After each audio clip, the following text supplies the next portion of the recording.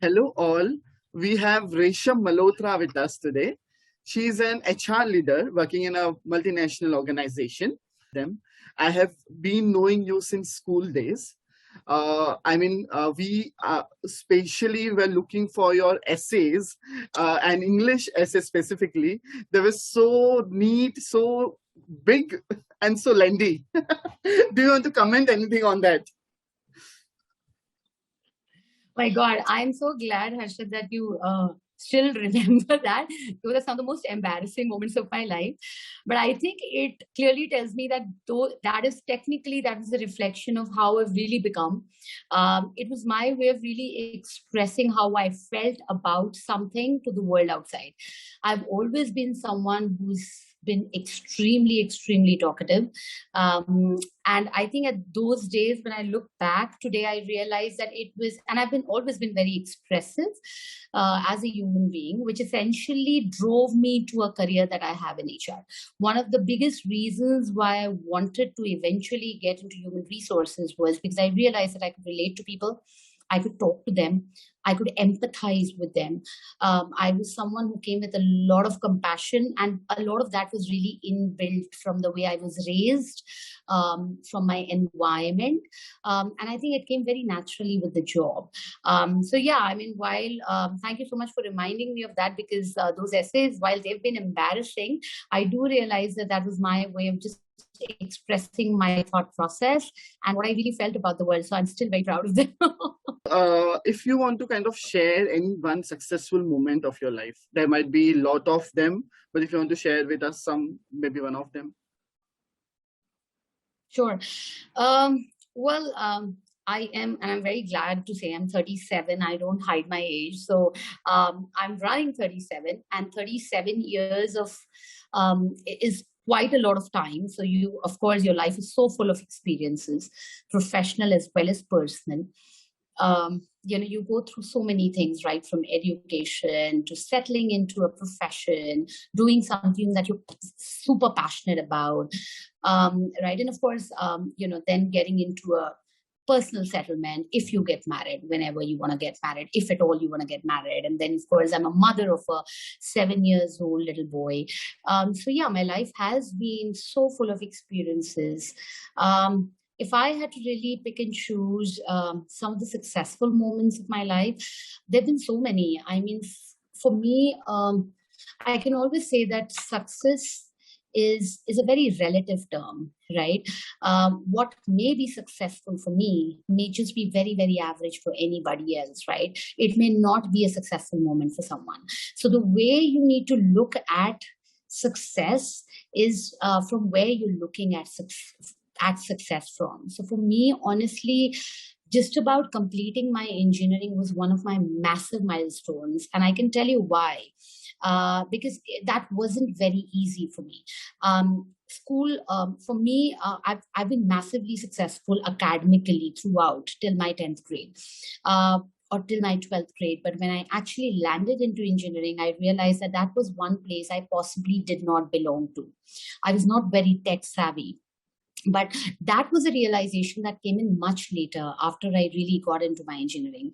But yes, I had two options: either to give it up right at the middle when I realized that it was not something I was very passionate about, or just to persevere, be resilient, complete that milestone, and then figure out what is it that I really passionately wanted to do.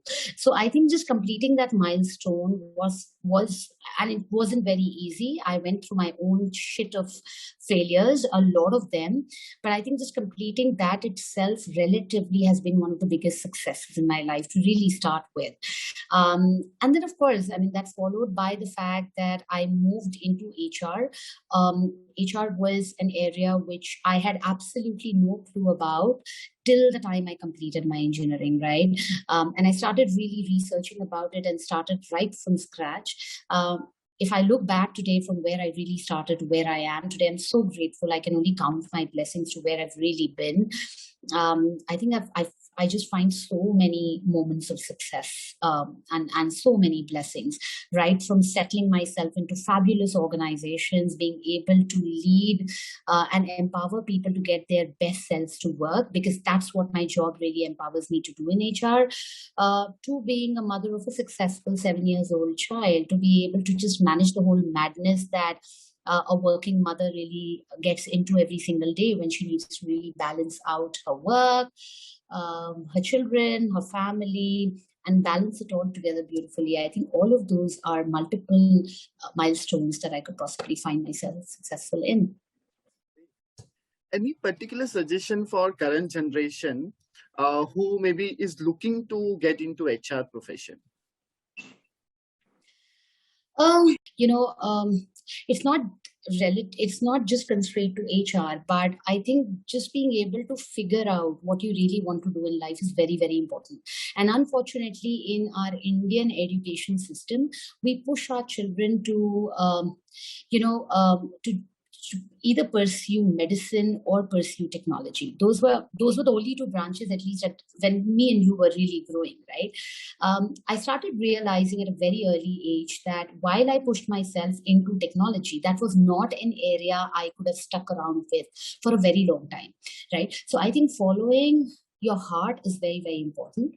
And if you truly invest a lot in terms of reflecting what you truly want to do in life, and that could be anything, that could be getting into hotel management, that could be getting into the smallest of jobs. You could possibly just want to serve the society.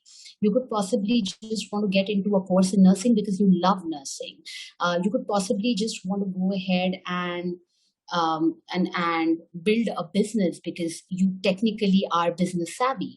I'd always suggest that do not say no to what your heart tells you to do, right? We've always been upbringing our children, and we've always been raising our children by telling them, you got to listen to your minds.